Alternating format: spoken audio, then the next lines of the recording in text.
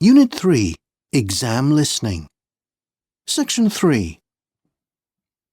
You will hear a student and her tutor discussing her proposal for a presentation.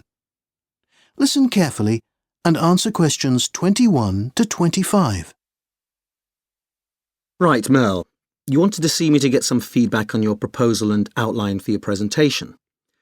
I've had a good look through now and I've made a few notes about areas I feel you can improve. I must admit, when I first saw the topic you had chosen, I was a little worried. Really? Yes, well, it can be difficult to produce something fresh and interesting when you take on a topic like climate change. So much has already been written about it and, well, it's not exactly original. But I have to say, I like the way you've approached the subject matter. Thank you. Yes, I know it's a subject that has probably been chosen many times before, and that's why I decided to take a slightly different angle. I decided to base the presentation on an analysis of extreme weather and natural disasters over the last few years. There seems to be plenty of information on the topic, and I'll be able to include lots of visual material, photographs, graphs and so on. Yes, I really like the idea, and you've produced a clear outline of the main points. Something I am a little concerned about, though, is the order you plan to use them in. I'm not sure it's entirely logical. I think that needs some rethinking. Yes, I did wonder about that. Do you think the section on natural disasters should come later? Yes, but that's not the only thing. Look, I've made some notes and suggested a possible order. Yes, I see what you mean. I did wonder whether I needed to add a section about the recent flooding in parts of Europe. Well, I think you should definitely mention it, but I'm not sure it needs its own section. What about including it in the introduction? In my opinion, the introduction is the weakest part. It needs much more substance. Yes, I wasn't sure what to include. Well, you need to grab your audience's attention at the start. And then you should include some background information on the topic and outline your main points. And what's the best way of getting their attention? Well, it could be a surprising or interesting fact, a picture or an anecdote. Oh, I know. I found some fantastic pictures on the internet of the flooding. If I can find some statistics about it too, would that be a good way to start? Absolutely. It will show the audience the relevance of your presentation and bring it right up to date. Remember to check the copyright and acknowledge your sources for any visual material you use. Really? For pictures? I didn't realise I had to.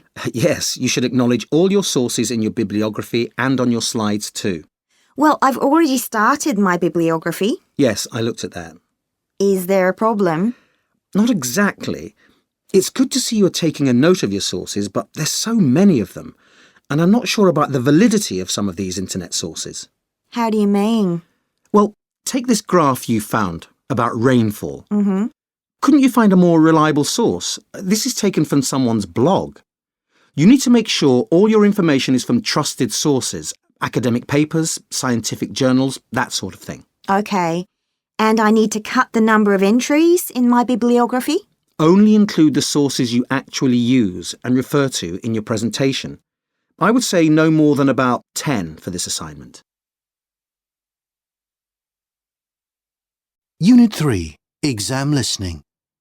Now answer questions 26 to 30.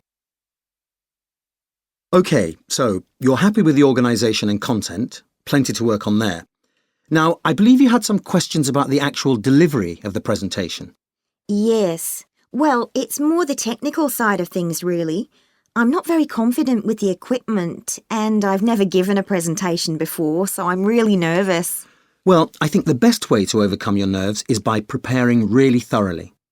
Make sure you know the subject matter inside out, and that any visual aids and equipment are ready. Yes, I wanted to ask about that. I'm getting a friend to help me put together the slides. Have you any advice about that? The one thing I would say is don't put too much information on your slides, just the main points and any relevant visuals. You want your slides to support what you're saying. And I would also keep the slides themselves very simple, no fancy colours or animation that will distract the audience from what you're saying. No sound effects then? No, definitely not. And what you need to do is practice. You'll feel far more confident if you've run through it a few times with a friend. My friend is going to listen to me run through it. On the actual day of the presentation, there are a few important things to remember.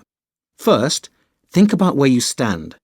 It's vital that you position yourself centrally and make eye contact with your whole audience. Don't forget the people sitting at the sides. If you smile and look friendly, it will make your audience feel relaxed too. And don't fidget and move around too much. It can be very distracting. What about my slideshow? I'll need to be near the computer to move the slides forward. Have you thought about using a wireless mouse or keyboard? That will really help.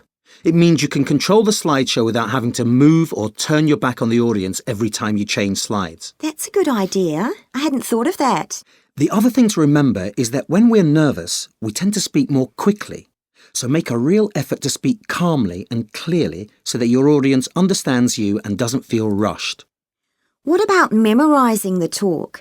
A friend told me she did that for her presentation, but I don't think she did terribly well. No, it's not a very good idea.